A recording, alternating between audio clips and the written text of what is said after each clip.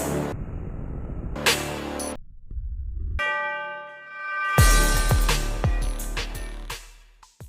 मित्रों, मैं आज आपके सामने एक नया वीडियो लेकर हाजिर हुआ हूं और आज हम बात करेंगे एक ऐसे मुद्दे पे, एक ऐसे विषय वस्तु पर जो इतिहास में काफ़ी प्रसिद्ध हुई, जिसका काफ़ी नाम हुआ, उस कवि का भी और उस रचना का भी।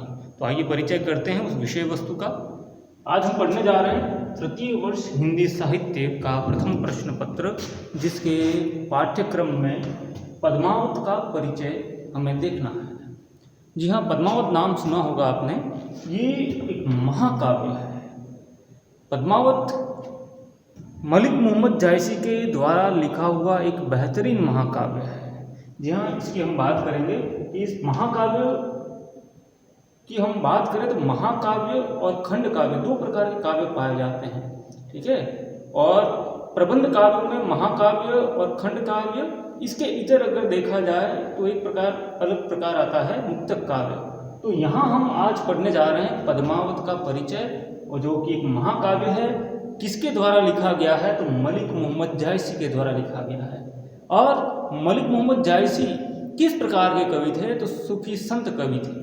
जी हाँ, भक्ति काल में हम देखते हैं तो भक्ति काल में सगुण और निर्गुण दो धाराएं अलग अलग विभक्त हुई, जिसमें निर्गुण शाखा में ज्ञानाश्रय और प्रेमाश्रय शाखा, ज्ञानाश्रय शाखा के इतर जो प्रेमाश्रय शाखा है, जिसको हम सूफी काव्यधारा भी के नाम से भी जानते हैं। उस सूफी काव्यधारा के अगर प्रसिद्ध कवि के बारे में पूछा जाए तो मलिक मोहम्मद जायसी एक नाम उभर कर सामने आता है।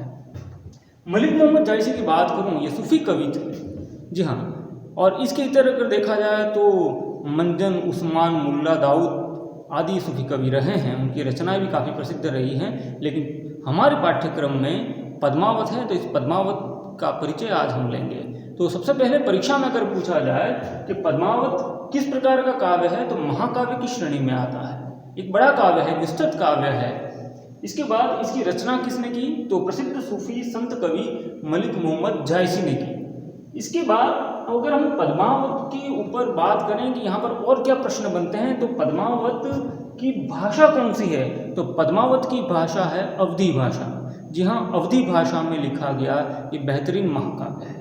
एक थोड़ा सा यहाँ पर आश्चर्य की बात होती है कि सूफी काव्य वो भी अवधी भाषा में। तो एक मलिक मोहम्मद जायसी की विशेषता रही है कि वो सांस्कृतिक समन्वय के कवि रहे हैं। उन्होंने धर्म और रूढ़ियों के बंधन सीमाओं को लांघकर काव्य की रचनाएं की हैं। इसका जीता जागता उदाहरण पद्मावत है। जी हाँ, पद्मावत की अगर हम बात करें तो हिंदू तीज, त्योहारों, पर्वों, परंपराओं आदि का ब्यौरा हमें पद्मावत को पढ़ने के दौरान मिलता है। तो कहीं पर ऐसा आभास होता है कि मलिक मोहम्मद जायसी एक धर्म निरपेक्ष, पंथ निरपेक्ष और निष्पक्ष कवि के रूप में सामने आते हैं, जिन्होंने हमारे हिंदू धर्म की मान्यताओं, परंपराओं, तीज त्योहारों का उल्लेख पद्मावत में किया है। तो एक बड़ी अच्छी फारसी भाषा में न करके, अन्य किसी भाषा में न करके, चूँकि सूफी काव्य की परंपरा रही है विदेशी भाषाओं में काव्य सृजन की, लेकिन मलिक मोहम्मद जायसी की बात करें तो उन्होंने अवधी भाषा में पद्मावत लिखा। अब अवधी भाषा में ये पद्मावत लिखा गया है, ये परीक्षा में आ सकता है, इसका हमें ख्याल रखना है। ये प्रसिद्ध सूफी प्रेमाख्यान है। पद्मावत के बारे में कभी कभी पूछा जाता है किस प्रकार का काव्य है, तो ये प्रसिद्ध सूफी प्रेमाख्यान महाकाव्य है। इसमें प्रेमाख्यान है, प्रेम का आख्यान है, प्रेम का वर्णन है, जिसमें राजा रत्नसेन है, रानी पद्मावती है, नागमती है, हीरामन तोता है। चित्तौड़ के राजा रत्नसेन और पद्मावती की प्रेम गाथा का वर्णन है, नागमती का विरह बताया गया है, हीरामन तोते के द्वारा दिशा निर्देश प्रदान किया गया है गुरु की तरह। तो तमाम तरह की बातें इस प्रेमाख्यान में हमें देखने को मिलती हैं। तो एक प्रश्न यहाँ पर पूछा जाता है अधिकतर परीक्षा में, छोटे प्रश्नों में, कि मलिक मोहम्मद जायसी का पद्मावत किस प्रकार का काव्य है तो सूफी प्रेमाख्यान है, महाकाव्य है, अवधी भाषा में लिखा गया है। इसके बाद इन पदों में अगर देखा जाए पद्मावत के पदों में किस प्रकार की शैली प्रयुक्त की गई है तो एक फारसी शैली की विशेषता है। एक प्रकार की फारसी शैली है मसनवी शैली। तो ये मसनवी शैली में लिखा गया उत्कृष्ट कोटि का प्रेमाख्यान है, महाकाव्य है। इस बात का हमें ध्यान रखना है। ये परीक्षा में अधिकतर मसनवी शैली के बारे में पूछा जाता है। कि पद्मावत किस शैली की रचना है, किस शैली में लिखा गया, तो मसनवी शैली में लिखा गया। इसके बाद मसनवी शैली में क्या है, दोहा और चौपाई, दोहा और चौपाई, जिसमें चौपाई की 7 अर्धालियों के बाद एक दोहा आता है, यानी 7 अर्धालियां चौपाई की, उसके बाद एक दोहा, फिर 7 अर्धालियां चौपाई की, फिर दोहा। इस तरह से पूरा मसनवी फारसी शैली में लिखा गया अवधी भाषा में ये महाकाव्य हमारे सामने आता है। इसके बाद अगर पूछा जाए तो पद्मावत में जो चौपाइयों के बाद में जो दोहा आ रहा है उसकी संख्या कुल कितनी है, तो कुल दोहों की संख्या पद्मावत में हम कह सकते हैं 653 दोहों का प्रयोग इसमें किया गया है। अब बात करते हैं आगे। यहाँ पर ये जितने भी बिंदु लिखे गए हैं ये सभी इस पर छोटे प्रश्न विश्वविद्यालय की परीक्षा में बनते हैं। इसके बाद हम बात करते हैं कि पद्मावत महाकाव्य किस समय लिखा गया, उसकी रचना कब हुई। तो पद्मावत महाकाव्य की रचना संवत 1540 ईस्वी में हुई थी। जी हाँ, ये हमें ध्यान रखना है, इसका समय याद रखना है। समय अधिकतर पूछा जाता है परीक्षाओं में कि पद्मावत की रचना कब हुई, तो 1540 ईस्वी इसका जवाब है। इसके बाद में अगर हम बात करें तो पात्र कौन कौन से प्रयुक्त हैं, तो पात्र हैं राजा रत्नसेन जो चित्तौड़ का राजा है, जैसा कि मैंने अभी बताया था, रानी पद्मावती जो सिंहल द्वीप की राजकुमारी है, इसके बाद नागमती जो राजा रत्नसेन की पत्नी है, और हीरामन सुग्गा यानी तोता, हीरामन तोता जो राजा रत्नसेन को पद्मावती के विषय में बताता है। तो ये एक प्रकार का परिचय जिस पर छोटे प्रश्न बनते हैं, ये आज आपके सामने मैंने रखा है। लेकिन इस पद्मावत में आखिर क्या कथा है, इस बात को थोड़ा सा हम देखेंगे।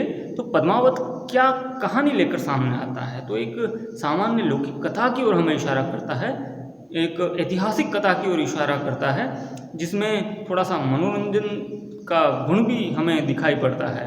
तो रानी पद्मावती जो सिंहल द्वीप की राजकुमारी थी, जिनके पिता गंधर्व सेन जो सिंहल द्वीप के राजा थे, उनकी कन्या थी रानी पद्मावती, बड़ी सुंदर और दिखने में अनुपम। उसके पास एक तोता था जिसको हम सुग्गा कह सकते हैं, जिसका नाम था हीरामन। एक दिन पद्मावती की अनुपस्थिति में बिल्ली के आक्रमण से बचने के लिए वो सुग्गा महल से निकल गया और स्वतंत्र हो गया, जंगलों में भटकने लगा। वहाँ पर एक शिकारी ने, एक बहेलिये ने उस सुग्गे को पकड़ लिया और एक ब्राह्मण को बेच दिया। ब्राह्मण उस सुग्गे को प्राप्त करके बड़ा खुश हुआ, देखकर आश्चर्य में पड़ गया कि कितना ज्ञानी तोता है, कितना अच्छा तोता है, चलो इसे राजा रत्नसेन को बेच दिया जाए। राजा रत्नसेन को वो तोता प्राप्त हुआ उस ब्राह्मण के द्वारा। हीरामन तोते ने अपने ज्ञान का परिचय दिया राजा रत्नसेन को। राजा रत्नसेन उस तोते से बड़ा प्रभावित हुआ और फिर हीरामन ने देखा कि राजा रत्नसेन भी बड़ा वीर है, उसमें सभी कुशलता हैं, पराक्रमी हैं, बहुत से उसमें गुण हैं। यकीनन जो सिंहल द्वीप की राजकुमारी पद्मावती है उसके सुयोग्य वर राजा रत्नसेन ही है। राजा रत्नसेन के समक्ष उस सुग्गे ने रानी पद्मावती के रूप गुण सौंदर्य का वर्णन किया। राजा रत्नसेन बड़ा प्रभावित हुआ और राजा रत्नसेन उस तोते को साथ में लेकर योगी रूप बनाकर रानी पद्मावती से मिलने के लिए सिंहल द्वीप निकल पड़ा। सिंहल द्वीप के पास पहुंचकर राजा रत्नसेन ने उस सुग्गे को कहा कि जाकर मेरा प्रेम निवेदन रानी पद्मावती तक पहुंचा दो। सुग्गे ने रानी पद्मावती के पास जाकर राजा रत्नसेन के रूप गुण सौंदर्य का वर्णन किया कि वो कितना पराक्रमी है, कितना बलिष्ठ है, कितने गुण उसमें हैं। रानी पद्मावती प्रभावित हुई, उसे देखने की लालसा हुई और वो राजा रत्नसेन से मिलने के लिए पहुंच गई। राजा रत्नसेन रानी पद्मावती को समक्ष पाकर मूर्छित हो गया, इतना अद्भुत सुंदर। और रानी पद्मावती राजा रत्नसेन को मूर्छित अवस्था में छोड़कर ही वापस अपने महल को चली गई। राजा रत्नसेन की जब मूर्छा टूटी तो उसने देखा कि चंदन से उसके सीने पर कुछ लिखा हुआ है। तो रानी पद्मावती उसके सीने पर लिख कर गई थी कि अगर मुझे प्राप्त करना चाहते हो तो 7 पड़ावों को पार करके, सिंहल द्वीप को पार करके मुझ तक आना होगा, मुझ पर विजय प्राप्त करनी होगी। राजा रत्नसेन हीरामन तोते की सहायता से उस किले में पहुंच गया कैसे भी करके। वहाँ पर जाकर राजा रत्नसेन पकड़ा जाता है। राजा रत्नसेन पकड़ा जाता है, गंधर्वसेन उसे कैद कर लेते हैं और उसे मृत्युदंड देने ही वाले होते हैं कि पता चलता है कि ये तो चित्तौड़ का राजा रत्नसेन है। गंधर्वसेन अपनी पुत्री का विवाह पद्मावती से कर देते हैं।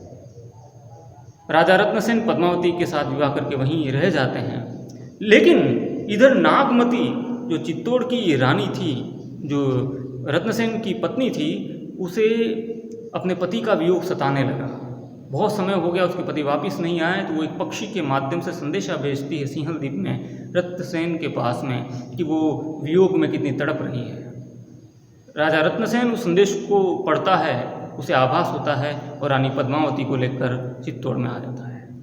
तो ये कथा है पद्मावत की, जिसको मैंने संक्षिप्त रूप में आपके सामने रखा है। विस्तारित रूप में ये काफ़ी बड़ी है, हर एक खंड है इसके, अनेक खंडों में विविध प्रकार के दृश्य उपस्थित होते हैं। क्योंकि हमारे पाठ्यक्रम में सिंहलदीप वर्णन खंड है और सिंहलदीप वर्णन खंड में सिंहलदीप की भव्यता और प्राकृतिक सुषमा की ओर ध्यान आकर्षित किया गया है। तो आज का वीडियो मैं मानता हूँ कि आप लोगों के लिए काफ़ी ज्ञानप्रद सिद्ध होगा। बहुत बहुत धन्यवाद।